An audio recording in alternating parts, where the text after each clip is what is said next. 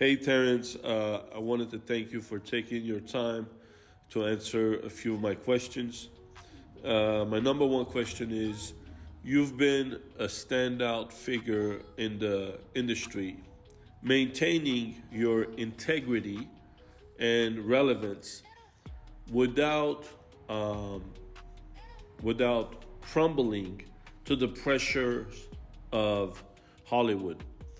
Why do you think others in the industry tend to break? Some suggest that money is the reason for this, but these individuals that I'm talking about often don't need more financial gain. So, what drives them to these to make these choices that one like you wouldn't make? Steve, I appreciate the support and I appreciate you reaching out and taking the time to make sure I get to talk to you personally. The thing that's kept me busy in the industry, even though I wouldn't play the games that they played, is for one, you can't beat a winner. No matter how many people will compromise in order to get to some place, you still can't replace talent and intensity and commitment. Those are the things that's kept me relevant inside the business because I've always been 100% about the work and I've never, you know, dilly-dallied about how I felt concerning something. You know, I have great respect for you and for what you stand for. Additionally, I fully support the philosophy, particularly the idea that one times one doesn't necessarily equal to one. However, uh, I work with a lot of kids, and I try to change their ways as much as I can, get them off the streets. Whenever I have time, I do this. And while we were barbecuing the other day, one of the kids came up to me, a very bright kid, and he told me, "What happens if one car is on the one-way street, is driving 100 miles per hour, and the same exact car, same exact speed, comes the opposite side and they collide?" Um, that would mean one action versus another action equaling to a reaction, which is one equaling to one collision, one accident. Um, I'd like I'd appreciate your thoughts on this. Um, Keeping the kids off the street, that's one of the main reasons that I started the geometry and the sciences because I wanted to give young people a new idea, a new understanding. If they can go beyond what the ceiling is, what's been placed for them as the platonic solids in that Cartesian space and the system that exists now, they need new tools, the wave conjugations, the mirrored all shapes, the linchpins. These are all new tools that shows them that the future is completely bright. And on the thing concerning 1 times 1 equaling 2. We're talking about curved multiplication here. Now, if you go to my site, terryslinchpens.com, you'll see a number of papers on the very first page. And each of those papers, about 3 of them are talking about the new math, the curved multiplication. But in short, if one car crashes into another car, that's 2 reactions. That's an action from the first car that hits a given point and then the second car that hits a given point. It's not just one force, it's 2 forces coming together, and the damage on each car is going to represent the amount of reaction, and the reaction is always going to be equal to the initial action. Thank you again for that explanation. I hope this does big changes in the future. Up next, we're going to talk about Carmelo Anthony's case.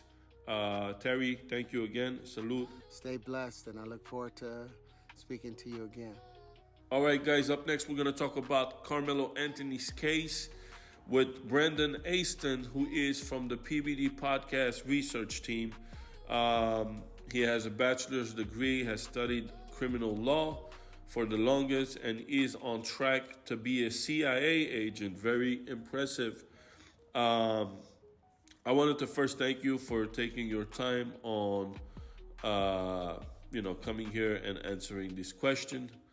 There is this one case involving Carmelo Anthony. I'm sure you heard of it.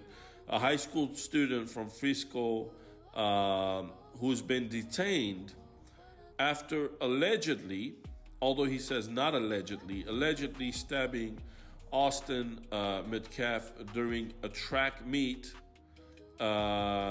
altercation in school. On this day, it was raining. Anthony found the tent. He sat in it so he doesn't get wet. Metcalf and his twin brother confronted Anthony. I think they had a little history. Told him he wasn't welcome. He physically, threw him out of the tent, breaking his phone, going through his belongings. Considering all of this background, do you think in this scenario there is a reflection of bullying, and how might it affect a possible self-defense argument in court? I'd love to hear your thoughts on this and how the legal system might handle this kind of situation. I know you're equipped for it. Let me know. Steve, what is up? Thank you for reaching out. Yeah, this is a tough one. This is a very polarizing case, but more than meets the eye, I would definitely say. And I mean, yeah, I get that there's the angle or perspective that the kid might have been bullied and all that. And, it probably is a lot different than it's being portrayed. I'm sure the kid who was on the receiving end of the stabbing wasn't a perfect innocent angel in the situation, but, there's a thing called equal force, or there's a police term for it. Basically, where you're they determine what type of force is necessary based on the situation. A police officer is allowed to use a gun if they expect their lives on the line. So, there is a self-defense clause in Texas where, self-defense is justified if you believe that your life or well-being is in danger, but I don't think it's going to hold up with the use of force of a knife.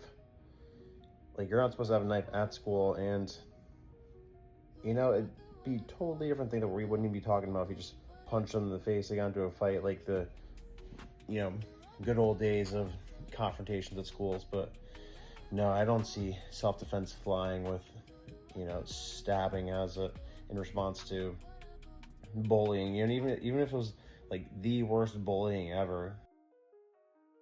Bullying. This is a small guy. Anthony's a small guy compared to these twins. This is two guys confronting one guy. The guy knifes him. Whatever. I don't even know if he used the knife. That's not even clear yet. And he runs out, goes to the police, and tells them, "I did it. Is he okay?"